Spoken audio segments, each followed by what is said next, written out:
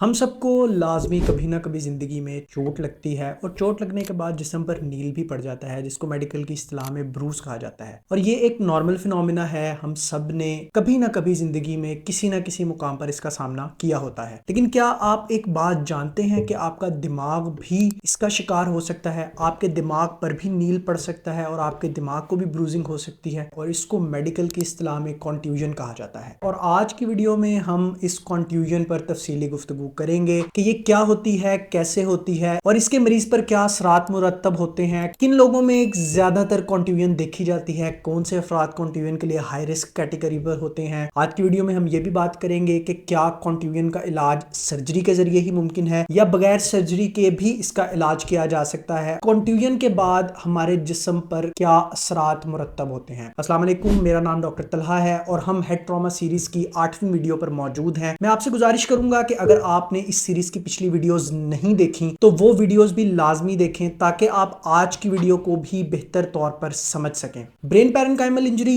या दिमाग की अंदरूनी गहरी चोट, चाहे वो किसी हादसे के बाद लगे या सर्जरी के दौरान दिमाग को कोई अंदरूनी चोट लगे और दिमाग पर ब्रूज बन जाए या दिमाग में ब्लीडिंग हो जाए या दिमाग के अंदरूनी हिस्से में खून जमा हो जाए, तो इसको हम मेडिकल की इस्तिलाह में कॉन्ट्यूजन कहते हैं। किसी मामूली सी चोट लगने के बाद छोटी सी भी कॉन्ट्यूजन डेवलप कर सकती है, जबकि किसी सीवियर हेड ट्रॉमा के बाद दिमाग में बड़ी कॉन्ट्यूजन भी डेवलप कर सकती है। और कॉन्ट्यूजन की अलामात का दारोमदार इस बात पर होगा कि कॉन्ट्यूजन दिमाग के किस हिस्से में डेवलप की है और वो हिस्सा जिस्म के कौन से हिस्से को कंट्रोल करता है। अमूमी तौर पर कॉन्ट्यूजन के बाद भी वही अलामात देखने को मिलती हैं जिनका तस्करा हम इस वाली वीडियो में कर चुके हैं। कॉन्ट्यूजन की वजह से मामूली सरदर्द से लेकर सीवियर कोमा की हालत भी हो सकती है। अमूमन ये कॉन्ट्यूजन ऐसे अफराद में ज्यादा देखने को मिलती हैं जिनको बार बार सर पे या दिमाग पर नॉक्स लगते रहते हैं। मिसाल के तौर पर फुटबॉलर्स में या फिर बॉक्सर्स के अंदर भी कॉन्ट्यूजन बहुत ज्यादा मिकदार में देखी जाती हैं। फुटबॉल और बॉक्सिंग के अलावा दीगर हाई कॉन्टैक्ट स्पोर्ट्स जैसे कि रग्बी वगैरह में भी प्लेयर्स में बारहा कॉन्ट्यूजन देखने को मिलती हैं। लेकिन इनके अलावा कॉन्ट्यूजन किसी भी शख्स को मुतासिर कर सकती है। मिसाल के तौर पर चलते फिरते आपके सर पर कोई चोट लग जाए, आप गिर जाएं या ऊपर से कोई ईंट वगैरह आपके सर पर आ लगे तो भी आप कॉन्ट्यूजन का शिकार हो सकते हैं। जैसा कि मजदूरों में अक्सर देखा जाता है, जब उनके सर पर कोई ईंट वगैरह गिरती है तो खोपड़ी की हड्डी टूटने के साथ साथ दिमाग में कोई ब्लीडिंग या कॉन्ट्यूजन भी देखी जाती है। कॉन्ट्यूजन के पैरेलल एक और टर्म इस्तेमाल होती है जिसको हम मेडिकल की इस्तिलाह में कंकशन कहते हैं। कॉन्ट्यूजन और कंकशन दोनों डिफरेंट टर्म्स हैं और दोनों की अलामात भी मुख्तलिफ होती हैं। कंकशन की अलामात कम स्वेयर होती हैं जबकि कॉन्ट्यूजन में स्वेयर अलामात भी देखने को मिल सकती हैं। इनमें बहुत सारे डिफरेंसेस हैं, लेकिन एक मेजर डिफरेंस जो कि कॉन्ट्यूजन और कंकशन में होता है वो सीटी स्कैन पर मौजूद तब्दीलियां हैं। और हम ऐसे ही मरीज पर कंकशन का डायग्नोसिस बनाते हैं जिसमें हेड ट्रॉमा के सिम्टम्स तो हों लेकिन उसका सीटी स्कैन क्लियर हो, जबकि कॉन्ट्यूजन के केस में हम सीटी स्कैन पर तब्दीलियां देख सकते हैं। हम ये भी देख सकते हैं कि कॉन्ट्यूजन दिमाग के किस हिस्से पर वाक़ है और उसके इर्द गिर्द कितनी स्वेलिंग या एडिमा मौजूद है। सीटी स्कैन करवाने के बाद मरीज की हिस्ट्री और क्लिनिकल एग्जामिनेशन बहुत जरूरी होता है ताकि हम देख सकें कि मरीज को इस कॉन्ट्यूजन की वजह से एक्चुअली में क्या अलामात जाहिर हो रही हैं। अगर इसके इलाज की बात की जाए तो इसके इलाज का दारोमदार भी इसी बात पर होता है कि कॉन्ट्यूजन का साइज क्या है और ये दिमाग के कौन से हिस्से पर वाक़ है। अमूमी तौर पर छोटी कॉन्ट्यूजन्स को हम कंजर्वेटिवली मैनेज कर लेते हैं। मरीज को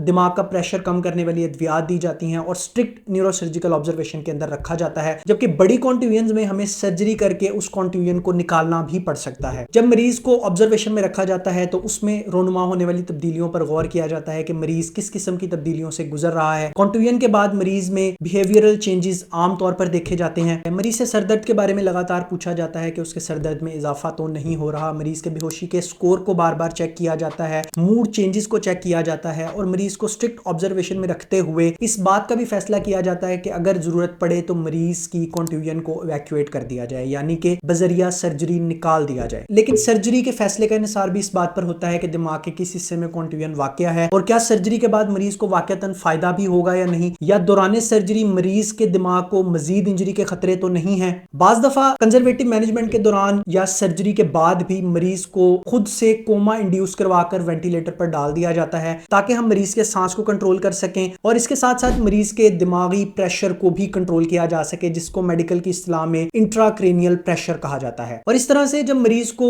कोमा इंड्यूस करके वेंटिलेटर पर डाल दिया जाता है मरीज के दिमाग को रिकवर करने का टाइम भी मिल जाता है और मरीज की रिकवरी भी बेहतर हो जाती है। लेकिन हमारे यहाँ पर एक बहुत कॉमन मिथ देखी जाती है कि जो मरीज एक मरतबा वेंटिलेटर पर चला जाता है वो दोबारा जिंदगी की तरफ वापस नहीं आ सकता। इसका तज़किरा मैं इस वाली वीडियो में कर चुका हूं। ये वीडियो भी इसी सीरीज का पार्ट है। मैं आपसे पहले भी गुजारिश कर चुका हूं कि इस सीरीज की तमाम वीडियोस को लाजमी देखें। कॉन्ट्यूजन बहुत बड़ी हो तो मरीज को झटके लगने का अंदेशा होता है और ऐसे मरीज में हम इनिशियली ही एंटी एपिलेप्टिक ड्रग्स स्टार्ट करवा देते हैं जो कि मरीज को झटके लगने से महफूज रखती हैं। जो मरीज खून पतला करने वाली अद्वियात ले रहे होते हैं जैसे कि लोप्रिन, क्लोपिडोग्रिल या वार्फिन वगैरह, उनकी ये अद्वियात भी टेम्परेरी तौर पर बंद करवाई जा सकती हैं, क्योंकि अगर ऐसा ना किया जाए तो कॉन्ट्यूजन में ब्लीडिंग होती रहती है जिसकी वजह से दिमाग का प्रेशर बढ़ता रहता है और मरीज की जान को खतरा लाहिक हो सकता है। बाज़ दफा मरीज के दिमाग का प्रेशर मॉनिटर करने के लिए कुछ डिवाइसेस का इस्तेमाल किया जाता है जिनको ICP मॉनिटर्स कहा जाता है, जो कि अभी आप अपनी स्क्रीन पर भी देख सकते हैं। अगर दिमाग का प्रेशर बहुत ज्यादा बढ़ जाए और हाई इंट्राक्रेनियल प्रेशर की वजह से मरीज को स्वेयर अलामात आना शुरू हो जाए तो बाज़ दफा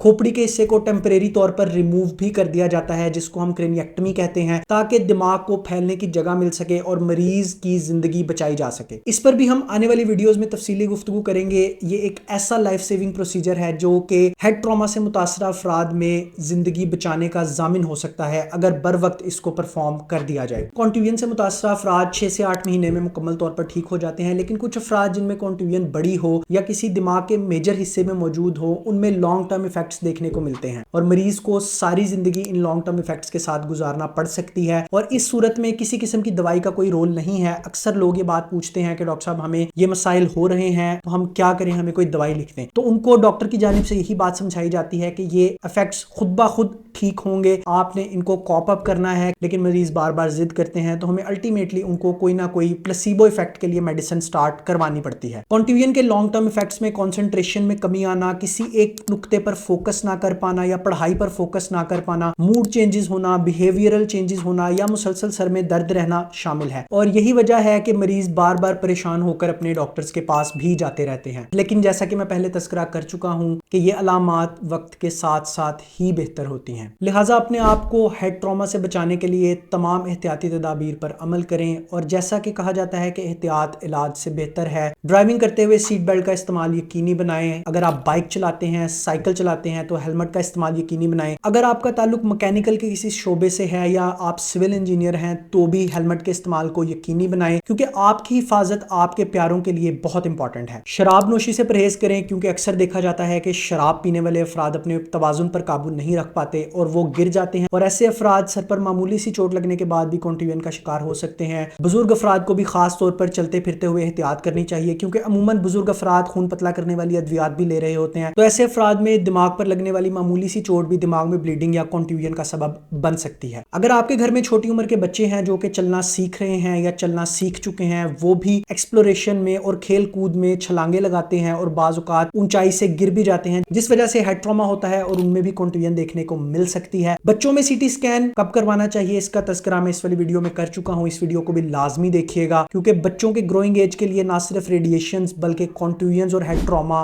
इंतहाई नुकसानदेह हो सकता है। उम्मीद है ये वीडियो आपके लिए फायदेमंद साबित हुई होगी। अगर आपके कॉन्ट्यूजन के मुताल्लिक कोई सवालात हैं तो कमेंट सेक्शन में लिखकर पूछ सकते हैं। वीडियो को एंड तक देखने के लिए शुक्रिया।